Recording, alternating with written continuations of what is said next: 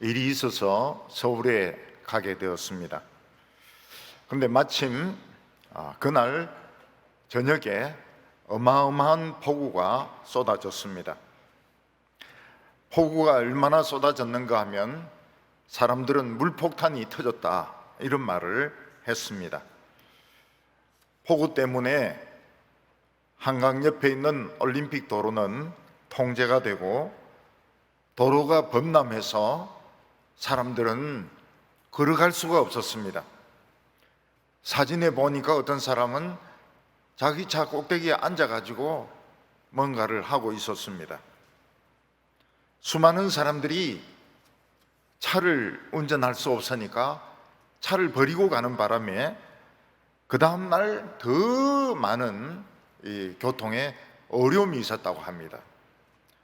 이번에 침수된 차의 양은 한 9,000대 정도, 9,000대가 넘는 그런 많은 차들이 침수가 되었습니다. 기상 전문가들은 이번에 내린 비는 소양강에 있는 물의 한 10배 넘는 비가 쏟아진 거라고 말을 하면서 어떻게 하늘에 그렇게 많은 물이 있는지 이해할 수가 없다고 말했습니다. 그날 벼락은 하루에 한 100번 정도 친 것 같았습니다. 그리고 천둥이 꽝 하고 울리니까 이 강아지를 키우는 집에서는 강아지들이 놀래가지고 막 울부짖고 또 소리 지르고 막 숨고 난리가 났다는 것입니다. 그때 저는 마침 일을 다 보고 이 호텔 로비에 있었습니다. 이 호텔은 창문이 유리로 되어 있는데 얼마나 두꺼운 유리로 되어 있는지 비 소리도 들리지도 않고 천둥 소리도 들리지도 않고 그리고 번개가 쳐도 무서운 번개가 아니라 불꽃 같은 이런 번개로 보였습니다.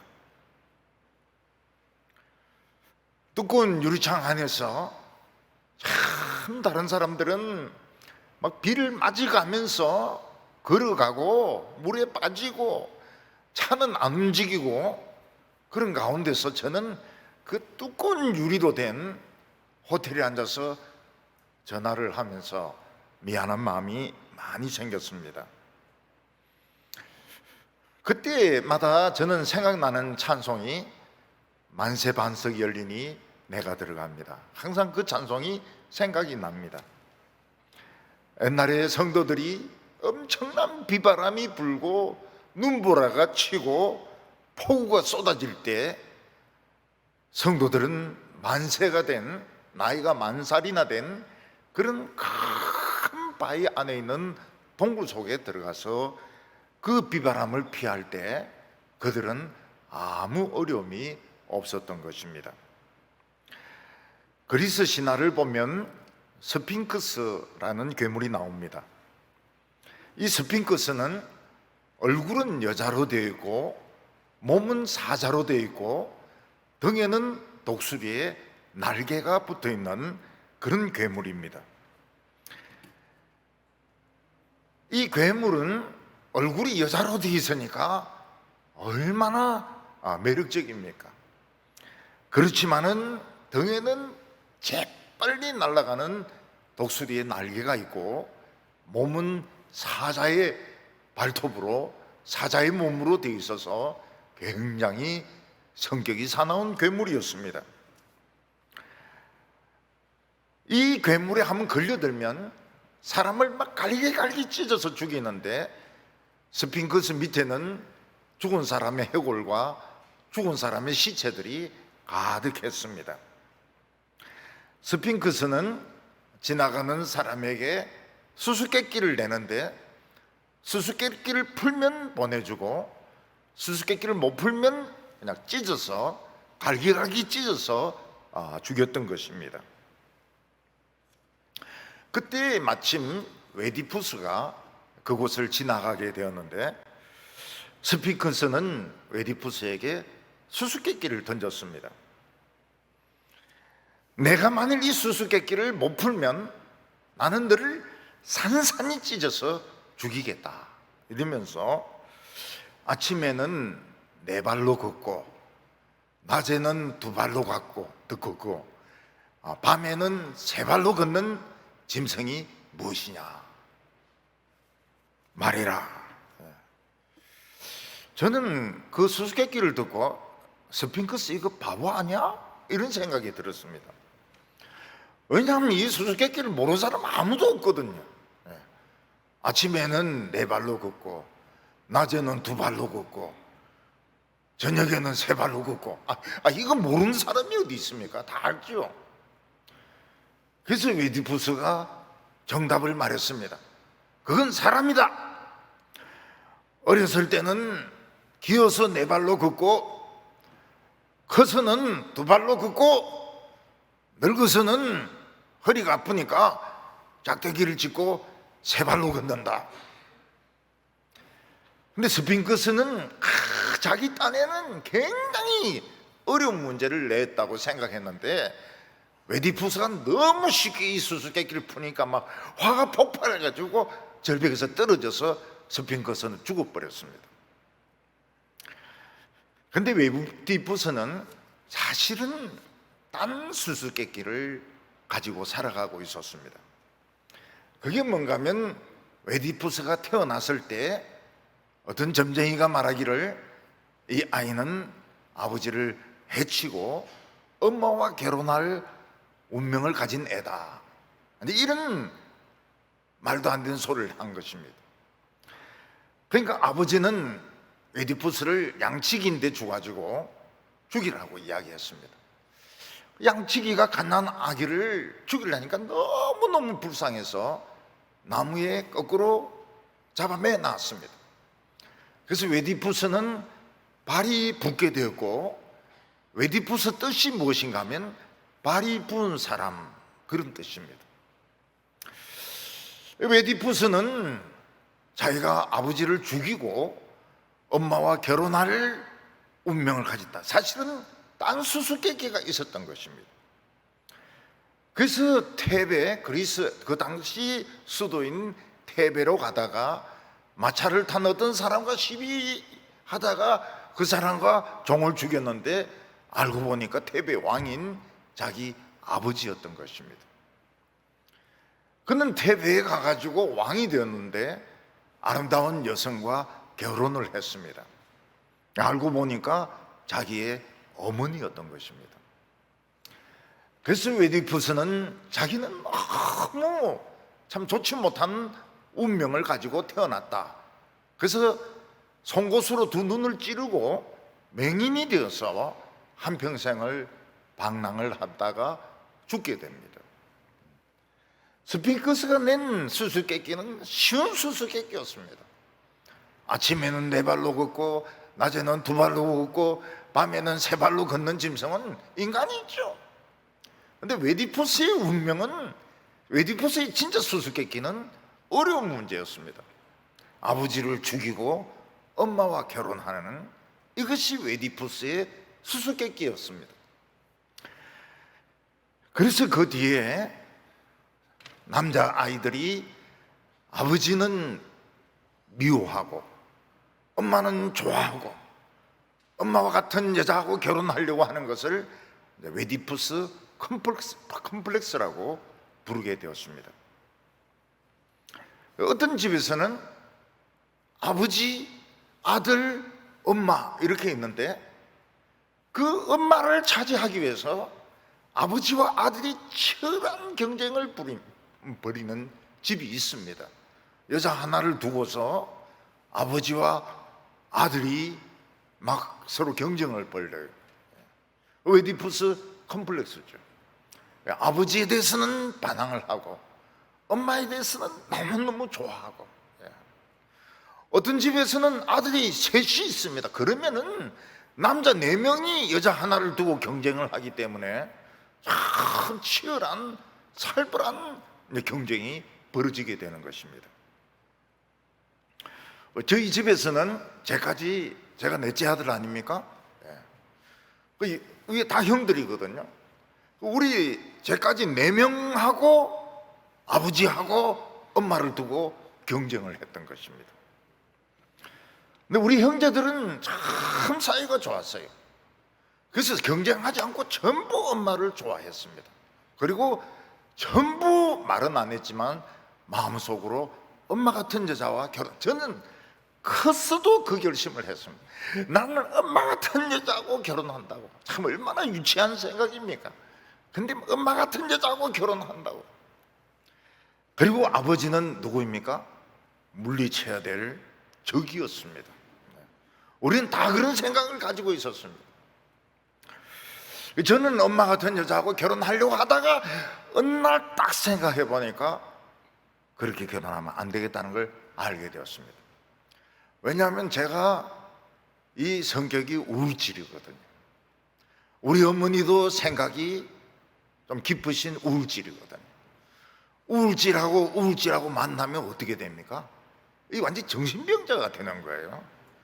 그래서 그때 제가 마음을 순간적으로 바꿔가지고, 거기에 이제 벌써 대학교 한 4학년 때쯤 돼서 확 바꿔가지고 어떤 여자하고 결혼해야 되느냐, 아무 생각을 안 하는 여자, 굉장히 노는 것을 좋아하는 여자, 굉장히 밝은 여자, 절대로 생각을 깊이 하는 여자하고는 결혼하면 안 된다는 걸 알게 된 거예요. 이게 제 아내를 딱 만나니까 첫 마디가 뭔가 하면, 나 공부 싫어. 아, 이 사람이구나. 난 노는 거 좋아해. 아, 이 사람이구나. 왜냐하면 저는 노는 거 싫어하거든요. 그래서 지금까지도 잘 살고 있습니다. 이집트의 그 피라미드 안에 들어가 보면 머리는 개로 되어 있고 몸은 사람으로 되어 있는, 그래서 막 짓습니다. 막 짓는 이런 돌로 된 상도 있고, 스핑크스 같이 머리는 사람으로 되어 있고 몸은 사자로 되어 있고, 또 이 독수리의 날개를 단 이런 여러 가지를 합친 이런 괴물들이 많이 나오고 있습니다. 아마 싱가포르를 갔다 오신 분들은 라이온을 알 것입니다. 아주 큰 라이온 상도 있습니다. 이 라이온이 무엇인가 하면 머리는 사자고 몸은 인으로 되어 있는 그 싱가포르를 지키는 일종의 마스코트죠, 마스코트. 그래서 저는 싱가포르에서 뭘 사올까 이렇게 생각하다가 라이온으로 만든 종이 있습니다. 땡 이렇게. 그래서 요만한 종을 하나 사가지고 왔는데 지금도 제 방에 라이온이 남아 있습니다.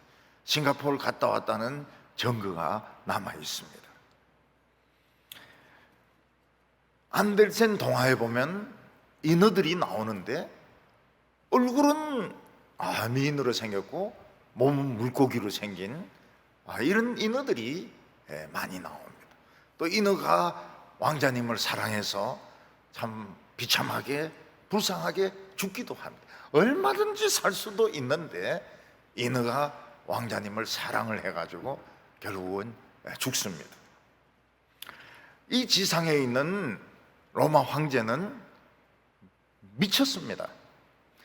왜냐하면은 로마라든지 중국이라든지 러시아 같은 큰 나라를, 심지어 북한 같은 작은 나라도 자기 마음대로 다스리면 사람이 그걸 감당을 못합니다. 컨트롤을 못해요.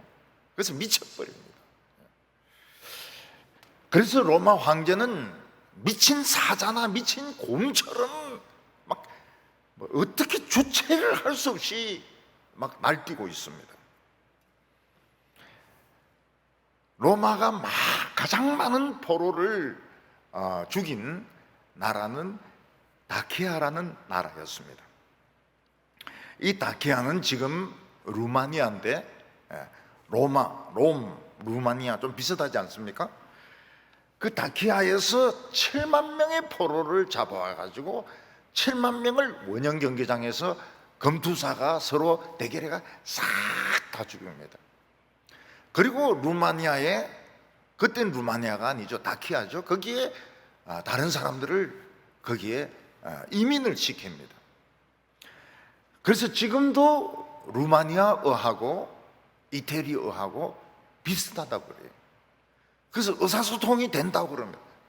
언어는 다르지만은 비슷한 게 많아가지고 그냥 이태리 사람이 루마니아에 가가지고 그냥 말을 하면 된다는, 의사소통이 통한다고 그래요. 그게 굉장히 미친 짓입니다. 7만 명을 원형 경기장에서 죽인 것은 정말 그거는 미친 사자들이나 할 짓이죠. 그리고 화산이 폭발하고 전염병이 돌고 로마에 몇 번 화재가 일어나니까 로마는 엉망이 되었습니다. 로마는 이 모든 책임을 그리스도인들에게 돌리려고 지금 그리스도인들을 대대적으로 지금 핍박을 하려고 하고 있었습니다. 사도 요한은 그때 밤모섬의 채석장에 죄수로 끌려가 가지고 90이 넘은 그 할아버지가 돌을 캐면서 굉장히 그 고통스러운 시간을 보내고 있었습니다. 그러다가 일요일 날 나팔 소리 같은 소리를 듣게 되고 우리 주님의 모습을 보게 되고 또 하늘에 있는 문을 통하여 하늘 세계를 들어가 보게 됩니다. 하늘의 세계에 들어가 보니까 하나님이 보좌에 앉아 계시고 그 보좌 둘레에 24개의 보좌가 있는데 거기에 장로들이 앉아 있었습니다. 그러면 그 장로들은 누군가? 사실은 주님을 위해서 모든 것을 버린 사람들입니다. 주님을 위해서 많이 버리면 버릴수록 하나님 가까이, 예수님 가까이 앉게 되는데 그 24명의 사람들은 구약시대와 신약에서 주님을 위해서 가장 많은 것을 버린 사람들, 재산을 버리고 또 자기 자녀를 희생하고 심지어는 학문을 희생하고 자기 목숨까지 버린 사람들이 하나님 가장 가까운 자리에 앉아서 하나님의 말씀을 듣기도 하고 또 자신들의 이야기도 하게 되는 것입니다.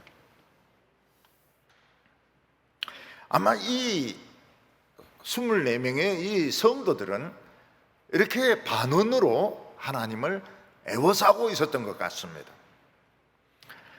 그런데 그들 앞에는 수정 같은 유리바다가 있었고 거기에는 이 지상에서는 볼 수 없는 괴물은 아니고 굉장히 그 특이한 그런 존재들이 거기에 있는 것을 보았습니다.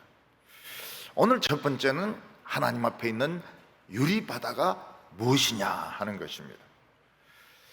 하나님이 앉아 계신 보좌 앞에 큰 대형 유리판이 놓여 있었습니다.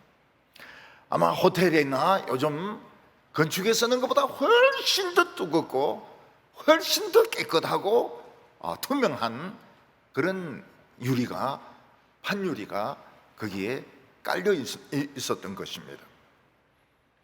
거기에는 아주 이 지상에서는 볼 수 없는 그런 생명체들이 거기에 있었습니다. 6절에 보면 보좌 앞에 수증과 같은 유리 바다가 있고 보좌 가운데와 보좌 주위에 네 생물이 있는데 앞뒤에 눈이 가득하더라. 하나님과 성도들이 앉아있는 앞에 아주 큰 유리판이 있었습니다. 유리바다라고 하는 것은 큰 유리판을 말합니다. 그런데 수정과 같다고 하는 것은 아주 단단하고 두꺼운 유리판, 아무도 깰 수 없는 유리판을 말하는 것입니다.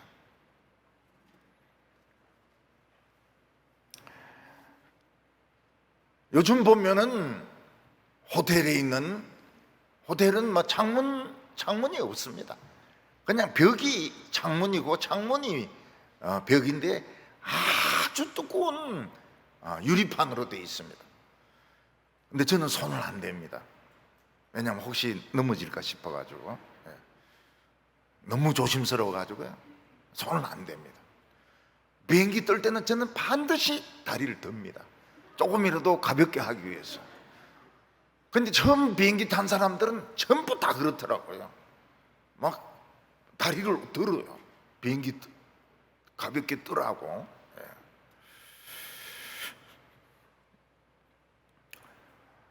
이 대형 유리는 완전 방음이 됩니다. 뭐 세상에서 아무리 대포를 쏘고 원자탄을 쏘고 이래도 안 들려요. 그냥 불꽃 정도밖에 안 되는 겁니다. 근데 이 대형 유리 화면은 유리 스크린이었습니다. 하나님과 성도들은 그 유리판을 통해서 이 세상에서 일어나는 모든 일들을 세세한 것까지 전부 다 보고 계셨던 것입니다. 처음에 텔레비전이 옛날 같은 그런 이런 텔레비전에서 평면 텔레비전이 나오고 또 그 방송 방법이 달라졌을 때 배우들은 걱정을 많이 했습니다. 왜냐하면은 너무 섬세하게 그 화소가 높게 나오기 때문에 얼굴에 있는 점들, 주름들 이거 그대로 다 방송이 된다. 그래서 화장에 신경을 많이 썼습니다. 근데 그게 사실로 나타났습니다. 요즘은 텔레비전 보면은 그 점 같은 거, 주름 같은 거, 뭐 흰머리 같은 거 그냥 생생하게 다 볼 수 있습니다. 왜냐하면 너무너무 화소가 높게 그렇게 그 찍어서 송출하기 때문에 전부 다 볼 수 있습니다. 마찬가지로 하나님과 성도들 앞에 있는 그 유리는 대형 텔레비전이었습니다. 거기서 새로운 방식으로 송출되는 화면을 보니까 이 세상에 일어나는 일만이 아니고 사람들 얼굴에 있는 점이라든지 표정이라든지 마음속에 있는 생각이라든지 모든 것이 생생하게 하나님과 성도들 앞에 다 나타나게 되는 것입니다. 권력을 잡은 사람이 미쳐가지고 사람의 재산을 강탈하고 여성을 강탈하고 막 못된 거짓말을 하고 또 성도들이 위기 가운데 믿음으로 승리하고 이런 것들이 그 유리를 통해서 생생하게 전부 다 보여지는 것입니다. 그런데 하나님과 장로들의 보좌 앞에는 이런 유리바다만 있는 것이 아니고 특이한 이런 생명체들이 있었습니다. 6절 하반절에 보면 보좌 가운데와 보좌 주위에 네 생물이 있는데 앞뒤에 눈이 가득하더라. 여기 생물이라고 하는 것은 우리가 생각하는 괴물이 아닙니다. 살아있는 생명체를 말하는 것입니다. 살아있는 존재들, 우리가 이 지상에서는 볼 수 없는 그런 특별한 생명체를 보게 되는데 그들은 하나님의 천사들입니다. 하나님의 천사들은 앞뒤에 눈이 가득했습니다. 그게 뭡니까? 전부 카메라였던 것입니다. 요즘 야구 경기라든지 축구 경기 같은 걸 보면 카메라를 여러 곳에서 찍습니다. 그래서 홈런을 치면은 여기서 찍고 저기서 찍은 거 화면을 여러 번 보여주고, 축구 선수가 골인을 시키면 이쪽에서 찍은 거, 저쪽에서 찍은 거, 위에서 찍은 거, 카메라가 굉장히 많아요. 마찬가지로 옛날에는 아웃하면 심판이 틀렸든지 맞든지 그냥 아웃인데 요즘은 그 화면으로 다시 확인을 합니다. 그러면 그 화면을 통해서 아슬아슬하게 누가 먼저 타치를 하느냐, 또 누가 어떻게 반칙을 했느냐, 이게 다 나오기 때문에 요즘은 심판의 말보다는 이런 화면을 통해서 확인을 하는 것입니다. 천사들은 온 몸에 눈이 있다는 것은 온 몸에 카메라를 다 가지고 있는 것입니다. 그래서 모든 사람들의 행동도 찍고 생각도 찍고 밤에 하는 것도 찍고 모든 걸 다 찍기 때문에 하나님 앞에서는 모든 것이 다 드러나게 되는 것입니다. 그래서 하나님 앞에서 제일 어리석은 사람이 누군가 하면 위선적인 사람들입니다. 하나님이 사람이 안 보면 모른다고 생각하지만 하나님은 그냥 여기서 찍고 저기서 찍고 천사들이 그냥 카메라 막 수십 대를 가지고 찍기 때문에 하나님 앞에서는 비밀이 없습니다. 요즘 사람들이 몰래 죄를 지어도 CCTV가 없는 데가 없습니다. 뭐 골목들마다 또 건물들 안에도 건물 밖에도 CCTV가, 차에도 CCTV가 다 있기 때문에 결국은 나쁜 짓을 한 사람은 다 행동이 나타나게 되어 있습니다.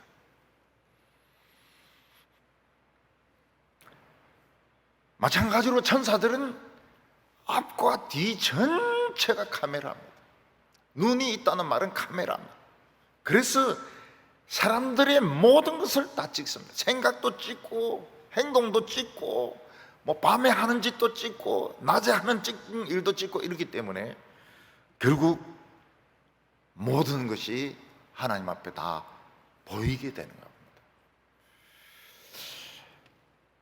그래서 우리가 하나님 앞에 죄 용서받는 방법은 내가 무슨 학교를 나왔습니다, 내 직장이 뭡니다, 나는 얼마나 잘생겼습니다, 나는 미스 코리아입니다, 나는 홈런 왕입니다, 이런 거로는 아무 소용이 없습니다. 나는 죄인입니다, 나는 자랑할 것이 아무것도 없습니다, 나는 오로지 예수님의 보혈만 믿습니다. 이 사람들은 깨끗하게 나옵니다. 그렇지 않고 자기를 믿는, 자기 공로를 믿는 사람, 자신의 성공을 믿는 사람들은 낮에 말고 밤에 또 하는 짓도 카메라에 다 찍히거든. 예수님이 이 세상에 오셨을 때 예수님도 카메라가 다 온몸이 있었습니다. 예수님은 유대 지도자들의 위선을 아셨습니다. 그래서 화 있을진저 이 바리새인과 서기관들이요, 얼마나 종교적이고 얼마나 하나님을 잘 믿는 바리새인과 서기관들입니까? 그러나 예수님의 카메라는 사람이 못 볼 때 행동을 다 보셨기 때문에 화 있을진저 바리새인과 서기관들이요. 그리고 이방 여자는 감히 하나님께 나올 수도 없습니다. 그리고 세리도 하나님께 나올 수가 없습니다. 예수님께서는 그들의 중심을 보시고 내 믿음이 크도다 이렇게 하시면서 병을 고쳐주시고 기도에 응답해 주셨던 것입니다. 우리 세상에서는 다른 사람의 행동을 알 수가 없습니다. 그래서 그 사람이 어떤 학교를 나왔고 어떤 직장에 있고 돈을 얼마나 벌고 그거 가지고 판단을 할 수밖에 없습니다. 왜냐하면 우리는 카메라가 그냥 없어요. 수많은 죄를 짓고도 시침이 떼면은 죄 없는 줄 압니다. 그러나 하나님께서는 워낙 세밀하게 점 하나라도 세밀하게 화면에 다 나오기 때문에 하나님 앞에서는 죄를 숨길 수가 없습니다.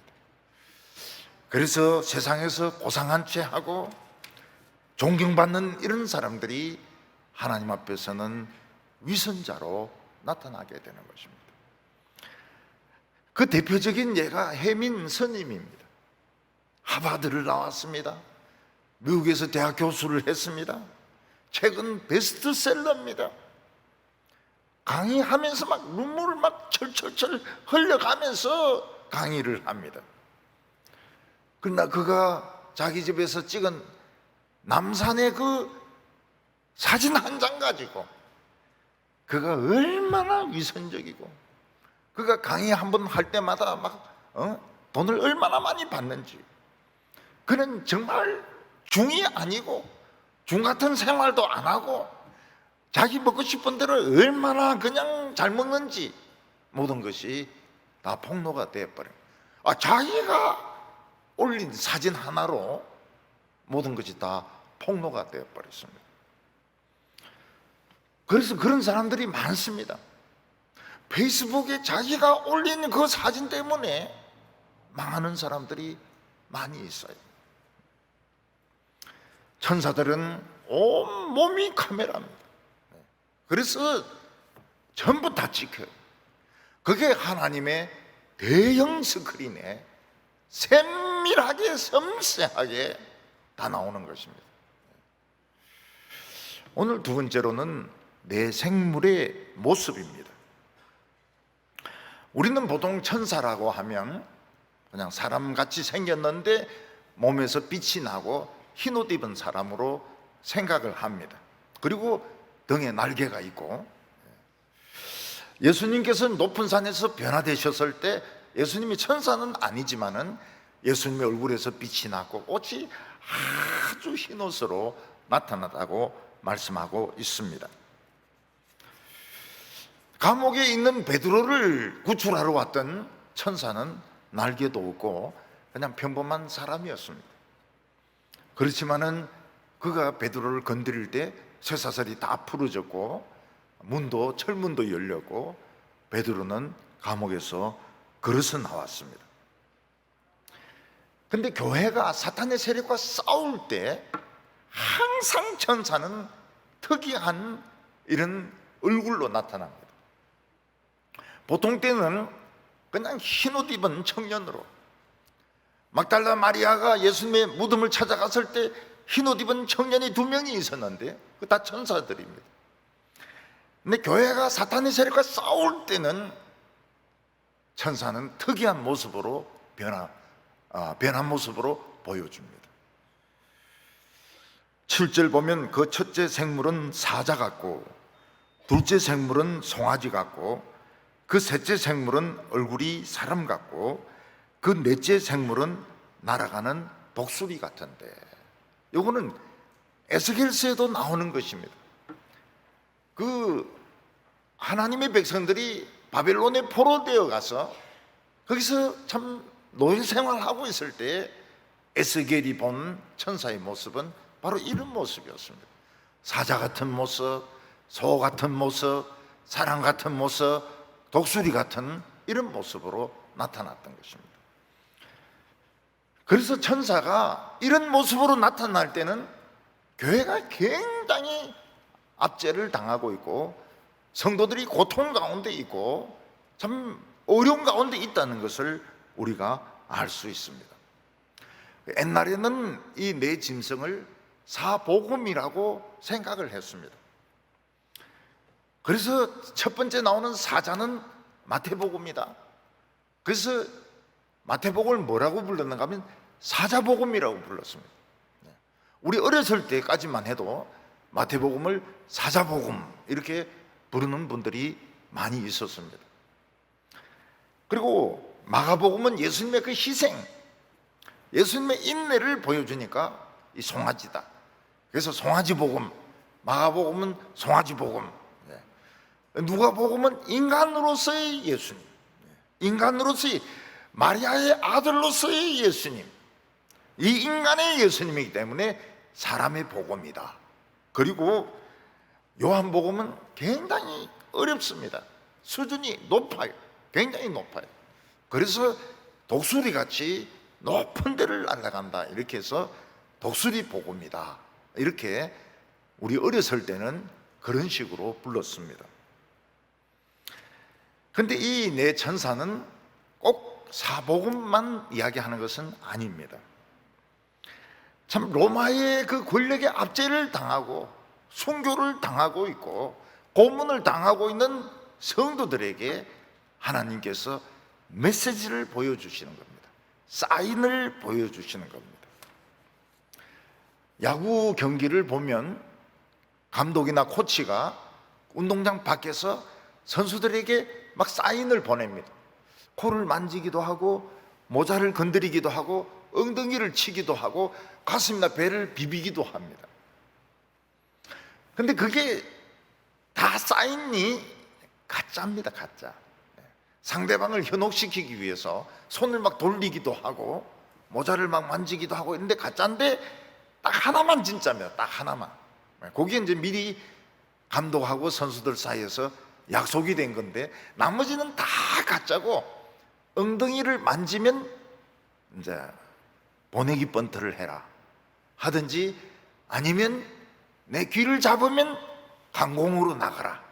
여기 다른 사인들은 다 엉터리인데 그 중에 하나만 딱 맞습니다. 전부 다 엉터리일 때도 있습니다. 근데 선수들은 그걸 기억을 해야 됩니다.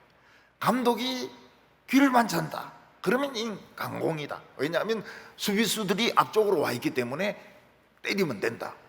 엉덩이를 만지면 이거는 보내기 번트다. 이런 약속들이 되어 있는 것입니다. 그런데 요즘은 감독의 사인이 사실 필요가 없습니다. 선수들이 얼마나 뛰어나게 하는가 하면 미국 레이저 메이저 리그, 미국에서 제일 잘하는 그 메이저 리그 선수들 보면 이거는 야구도 야구지만 예술입니다. 예술. 그 잡을 수 없는 공을 몸을 날려서 잡을 뿐만 아니라 그걸 또 공중에서 던져가지고 상대방 선수를 잡는 걸 보면은 사실은 뭐 귀를 땡기거나 배를 막 쓰다듬을 필요 없이 미국 프로 정도 되면은 정말 예술적인 이런 경지에서 축구도 마찬가지입니다. 축구도 정말 잘합니다. 보기만 해도 너무너무 잘해요.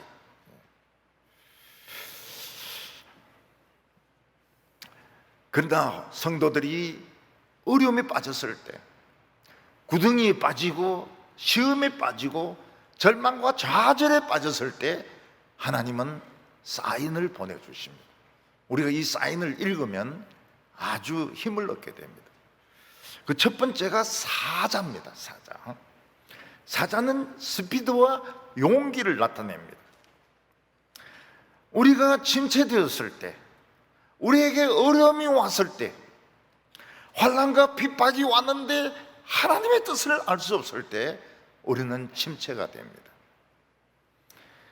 사실 우리는 오랫동안 침체가 되었습니다. 그때 하나님께서는 무슨 사인을 보여주십니까?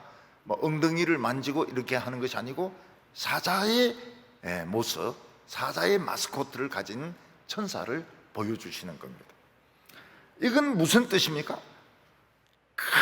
그냥 돌진하고 침체에서 벗어나고 용기를 내라는 겁니다. 생각하지 말고. 여러분 침체되었을 때 생각하면 이거는 벗어나지 못합니다. 침체되었을 때는 그냥 생각하면 안 돼. 그냥 하드 하나 먹고 그냥 살아야 됩니다. 그냥 살아야 돼. 그렇지 않으면 침체가 3년, 4년 이렇게 가면서 화병이 오게 됩니다. 왜 하나님은 우리 가족을 돌아가게 하셨을까? 막 화병이 오면서 그 후유증이 말로 표현할 수가 없어요. 화병의 후유증은 굉장합니다. 그럴 때 하나님께서는 우리에게 사자의 모습을 가진 천사를 보여줍니다. 사자는 목표가 딱 정해지면 전력으로 질주합니다. 뭐 노루라든지 덜초라든지 목표가 딱 정해지면 전력 질주해서 목을 물고 그냥 늘어지면서 숨통을 막습니다. 이 숨을 못 쉬니까요, 그 큰 들소도 결국 쓰러집니다. 숨을 못 쉬니까요. 이 숨통을 물고 그냥 늘어지니까요. 근데 우리가 그 동물의 세계를 이렇게 보면서 사자가 늘 사냥한다 이렇게 생각하면 안 됩니다. 실패를 많이 해요. 한 2주 정도 굶다가 한 번 정도 이제 성공을 하는데, 그거를 어떻게 카메라맨이 잘 잡아가지고 늘 사자가 들소를 잡아먹는 것처럼 이러지만은 실제로는 실패도 굉장히 많아요.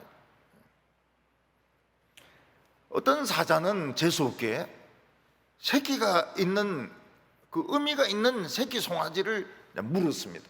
막 숨통을 막 끊어놓으려 하는데, 아무리 겁이 많은 소라 하더라도 자기 새끼가 물린 데는 돌격을 하거든. 그래서 막 뿔로 팍 받아버리는 겁니다. 그 소뿔에 한번 찔리면 이 옆구리가 찢어지는데 결국 죽습니다. 사자가. 사자도 눈치가 있어야지. 어미가 옆에 가까이 있는 송아지를 건드렸다가는 이 소가 덤벼들어요. 그리고 사자는 하마 앞에서는 까불지 않는 게 좋죠. 특히 물 안에 있는 하마에게는 까불지 않는 게 좋습니다. 왜냐하면 하마는 자기 그 영역이 있지 않습니까? 영역이 있는데, 영역을 침범하면 입이 엄청나게 벌어집니다. 그리고 그 이빨이 30cm가 넘어요. 그거 한번 탁 다물면 사자 머리도 박살납니다. 그래서 하마는 건드리지 않는 게 좋아요. 아프리카에서도 보니까 사람이나 짐승이나 제일 많이 죽는 게 하마인데 죽는다고 그래요. 우리 집 애는 하마가 순하다 이래가지고 욕조에서 하마 한 마리 키우자 이랬는데, 그게 아니라 그래요. 하마가 굉장히 성질도 못됐고 자기 영역에 대한 집착도 큰 겁니다. 하나님의 백성들은 양 아닙니까? 무슨 힘이 있습니까? 그래서 세상에서 하나님의 뜻도 잘 모르고, 어려움은 어려움대로 오고, 절망이 오고, 좌절이 오고, 그러면 또 침체에 빠집니다. 침체에 빠져. 병이 길어지면 침체가 옵니다. 그 침체가 오래되면 좋으냐? 좋지가 않습니다. 좋지가 않고 괜히 하나님에 대한 반항심이 생기고, 막 심술이 생기고 그런 겁니다. 어떤 교인분이 저한테 그렇게 물어요. 목사님 왜 그렇게 행동하십니까? 그래서 내가 대답을 했습니다. 반항기라서 그래요. 아니, 목사님 같이 훌륭한 분이 무슨 반항기가 있습니까? 지금 저 청소년입니다. 지금 저는 무조건 반항입니다. 물론 그거는 진심으로 한 말은 아닙니다. 그러나 침체가 길어지면 막 반항하고 싶어요. 옳은 일도 안 하고 싶어요. 그때 이제 하나님께서 힘을 내라고 사자의 마스코트를 보여줍니다. 그럼 무조건 일어서야 돼요. 무조건 일어서고 목표를 하나에 막 달려가야 돼요. 스피드, 용기 막 내야 됩니다. 길이 열렸을 때, 찬스가 주어졌을 때 머뭇거리면 안 됩니다. 그때는 막 바로 덤벼 들어가지고 물어 뜯어가지고 그냥 자기 것으로 만들어야 되는 겁니다. 그게 사자의 마스코트입니다. 두 번째는 송아지의 마스코트인데, 송아지는 힘이 없습니다. 송아지는 힘이 없어요. 뿔도 지금 없습니다. 송아지는 뿔이 없어요. 그래서 사자나 표범이나 제일 노리는 것이 송아지입니다. 송아지 한 번 잡으면 이건 완전 부패입니다. 부패. 먹을 것도 많죠. 근데 송아지 잡으려 할 때 조심해야 되는 게 뭡니까? 항상 어미가 옆에 있다는 겁니다. 안 보이지만은 가까운 곳에는 어미가 있다는 겁니다. 어미는 자기 새끼를 위해서라면 표범도 들이받고 사자도 들이받고 이러는데 겁을 안 내요. 사자가, 이 소가, 들소가 굉장히 겁이 많거든요. 도망치고, 그런데 자기 새끼를 위해서는 들이받습니다. 죽여놓습니다. 표범이나 사자를 죽여놓습니다. 그래서 송아지는 항상 그 엄마 옆을 멀리 떠나면 안 됩니다. 엄마가 뛸 때는 같이 뛰어야 돼요. 같이 막 달려가야 됩니다. 그리고 맹수인데 물리게 됐을 때는 금방 죽는 건 아니거든요. 송아지도 금방 죽는 건 아니거든요. 그래서 엄마를 불러야 됩니다. 엄마. 송아지가 엄마를 어떻게 부릅니까? 뭐 이러면서 엄마를 불러야 돼요. 그러면 엄마가 아이고 이 내 새끼 이거 죽게 되겠구나. 그래가 막 돌아와요. 돌아가 막 사자든 표범이든 막 들이받습니다. 그러면 그냥 풀려 나와요. 소는 순합니다. 공격적이지 않습니다. 겁이 굉장히 많아요. 맹수들이 덤벼들면 자기들이 훨씬 더 힘이 센데도 다 도망갑니다. 소는 절대로 썩은 시체나 동물의 고기를 먹으면 안 됩니다. 그러면은 탄저병에 걸리든지 광우병이 걸리게 됩니다. 소는 자기가 가진 힘을 다 쓰지 않고 자기에게 힘이 있는지도 모릅니다. 그러나 일단 소의 뿔에 한번 걸리면 이건 죽습니다. 그냥 공중에 날려버립니다. 해밍웨이가 쓴 이 사냥에 대한, 들소 사냥에 대한 그런 단편 소설이 있습니다. 그거 보니까 제가 몰랐던 사실이 나와요.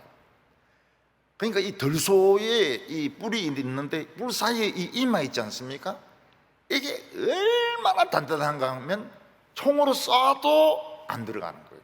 그거 처음 알았습니다. 들소의 그 뿔 사이 이마는 총으로 쏴도 안 들어가요. 그 정도로 단단합니다. 이 박으면 머리 다 깨져요. 근데 소 중에서 약간 그 교만한 소가 있거든요. 그 소는 기관차하고 붙습니다. 소머리가 아무리 단단하다 하더라도 기관차하고 붙으면 누가 이길까요? 기관차가 부서질까요? 소머리가 부서질까요? 네, 소머리가 부서지지 않는다 그래요. 근데 소가 날아갑니다. 그래서 소머리 국밥이 그렇게 인기가 있는 겁니다. 이게. 그 어떻게 보면 들소는 참 불쌍해요. 힘이 있는데도 겁이 많아가지고 막 도망가다가 사자밥이 되기도 하고 막 표범의 밥이 되기도 하고 이런데, 이스라엘에서는 나중에 죽어서 하나님께 태워집니다. 소는 얼마나 불쌍합니까? 송아지도 얼마나 불쌍합니까? 네. 그러나 이 세상에 평화를 가져오고 하나님의 축복을 가져오는 것이 그 순하디 순한 송아지고 소인 것입니다. 그래서 그리스도인들은 자기가 가진 힘을 다 쓰면 안 됩니다. 엘리사는 자기에게 능력이 있는 줄도 모르고 대머리야 대머리야 하는 그 베델의 그 질 나쁜 애들에게 막 저주를 했더니 곰 2마리가 나와서 42명을 물어 죽이지 않았습니까? 선지자가 말씀하시네, 선지자가 저주하네, 우리 빨리 순종하세. 42명을 물어 죽여버렸어요. 우리가 얼마나 위력이 있는지, 우리의 말이 얼마나 위력이 있고 우리가 얼마나 힘이 있는지 모를 때가 많습니다. 그래서 그리스도인들은 이 세상에서 힘을 다 써서는 안 됩니다. 안 믿는 사람하고 싸우면 죽습니다. 조폭도 죽습니다. 조폭을 죽여주시옵소서 이렇게 기도하면 절단 나요. 좀 어리석고 좀 손해를 보고 교회는 좀 어리석어야 돼. 좀 손해를 봐야 돼. 좀 바보 같아져야 돼. 그리고 마지막에는 번제물로 태워지면서 이 세상의 평화와 축복을 가져오는 것이 송아지인 것입니다. 그래서 송아지의 모습을 가진 이런 마스코트를 가진 천사가 나타나면 sacrifice, 너 자신을 희생하라. 너 원하는 대로, 너 생각하는 대로 살지 말고 너 자신을 희생하라, 그런 뜻인 겁니다. 아무리 이마가 단단하고 힘이 세다 하더라도 너 힘을 다 쓰지 말라는 뜻입니다. 교인들 중에서 제일 어리석은 사람이 교회에서 자기 힘을 막 쓰는 사람들입니다. 그 사람들은 어리석은 사람들이죠. 송아지 모습을 봐야 됩니다. 사도 바울은 죽기 전에 자기가 전제와 같이 부음받았다, 이렇게 말을 하고 있습니다. 전제라고 하는 것은 송아지 공기를 다 태운 후에 불이 꺼져 가려고 할 때 포도주를 붓는 것입니다. 사도 바울은 마지막 피 한 방울까지 성도를 위하여, 주님을 위하여 쓰고 싶어 했습니다. 여러분, 우리 피가 얼마나 중요합니까? 우리 생명이 얼마나 중요합니까? 근데 사도 바울은 마지막 한 방울까지 주님을 위해서 자기 피를 다 흘리고 죽기를 원했습니다. 세 번째 천사는 사람의 얼굴을 하고 있었습니다. 사람은 털도 없고 손톱과 발톱도 없지만 힘이 별로 없습니다. 그렇지만 머리가 굉장히 뛰어나요. 여러분, 코뿔소가 힘이 세고 코끼리가 힘이 세어도 사람이 쏘는 총은 이기지 못합니다. 그런데 사람들은 너무 하나님이 잘 만들어 주시고 너무 많이 축복하시다 보니까 자꾸 자기가 신이 되려고 합니다. 노래의 신이 되고 바둑의 신이 되고 공부의 신이 되고. 신임이 뭐 때문에 그 공부를 합니까? 공부를 안 하는 게 그게 신인데 무슨 공부의 신이 되고 노래의 신이 되고. 사람들은 자꾸 신이 되려, BTS 신이 되려고 하는 겁니다.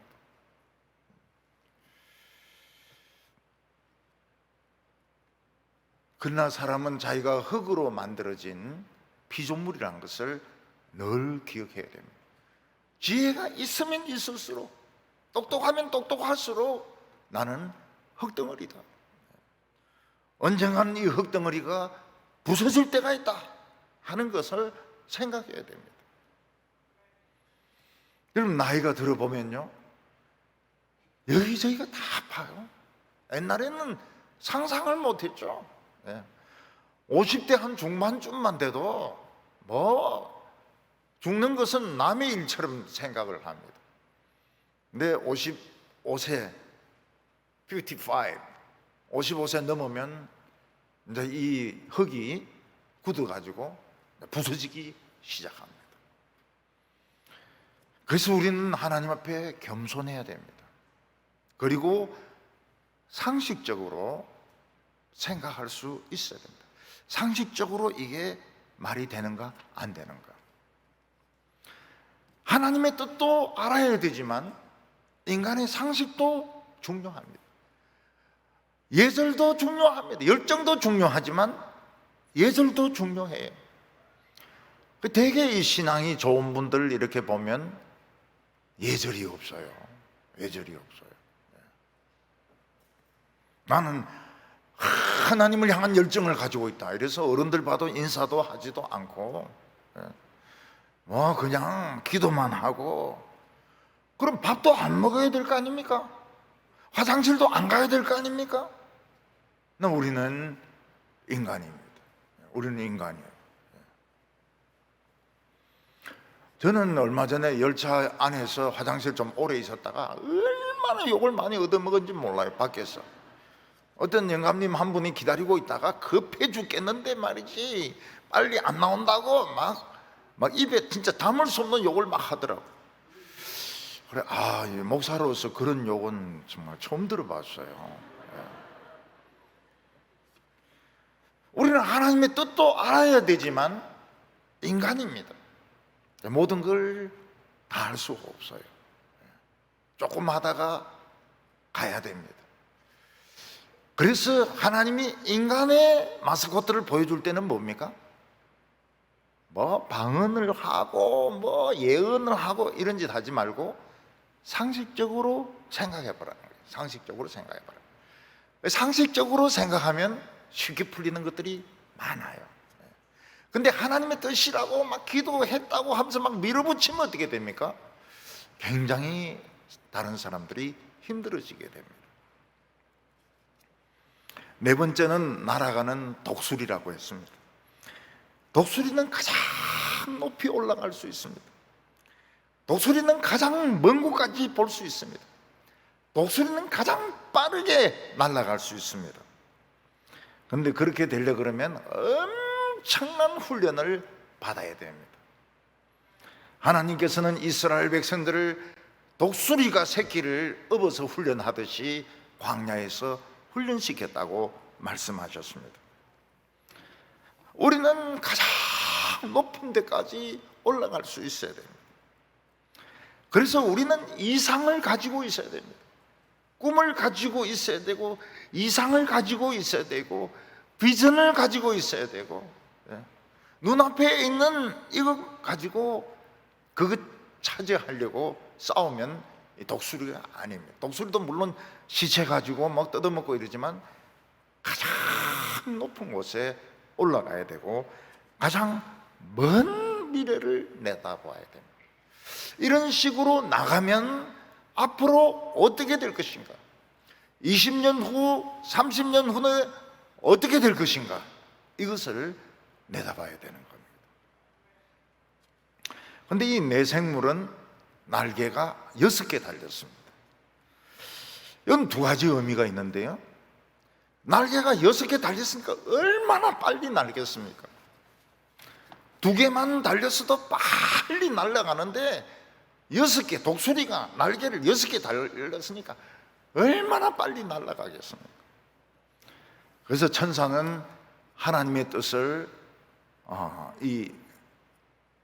실천하는데 굉장히 빠릅니다.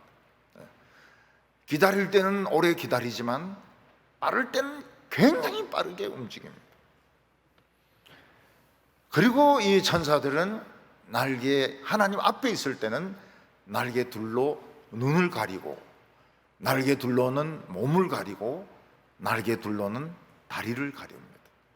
왜냐하면 천사라도 하나님 앞에는 부정하기 때문에.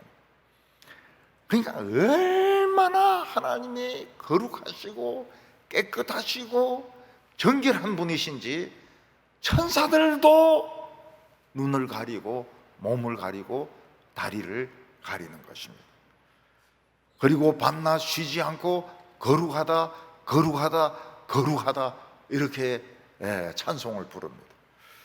거룩하다 거룩하다 거룩하다 하는 것은 3번 거룩한 것은 성부, 성자, 성령 모두 거룩하다. 삼위 하나님이 다 거룩하다는 뜻도 있고 하나님은 완전히 거룩한 분이시다 이런 뜻도 있습니다.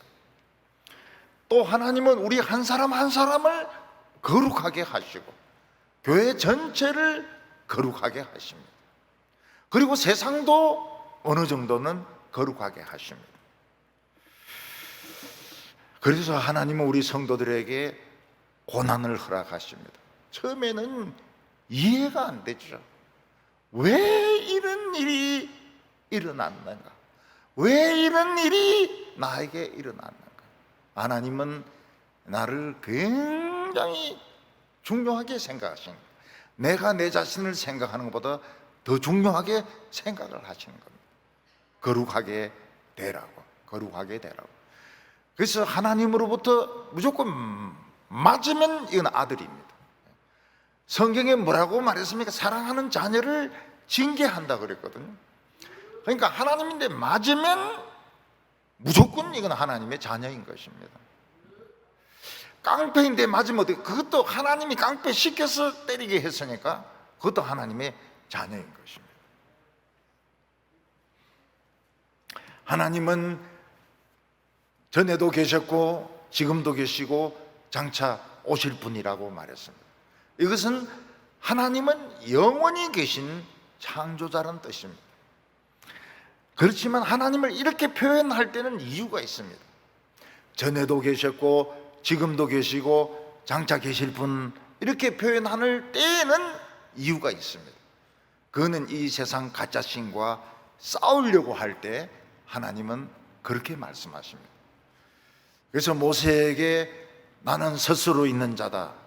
스스로 있는 자라는 말은 전에도 있고 지금도 있고 장차 또 계신다는 그런 뜻인데, 애굽의 그 귀신들, 그 하나님과 싸우시고 태양도 캄캄하게 만들고 바로의 아들도 죽이고 모든 애굽에 있는 신들을 죽일 때, 싸울 때 하나님은 전에도 계셨고 지금도 계시고 장차 오실 분으로 말씀하시는 것입니다.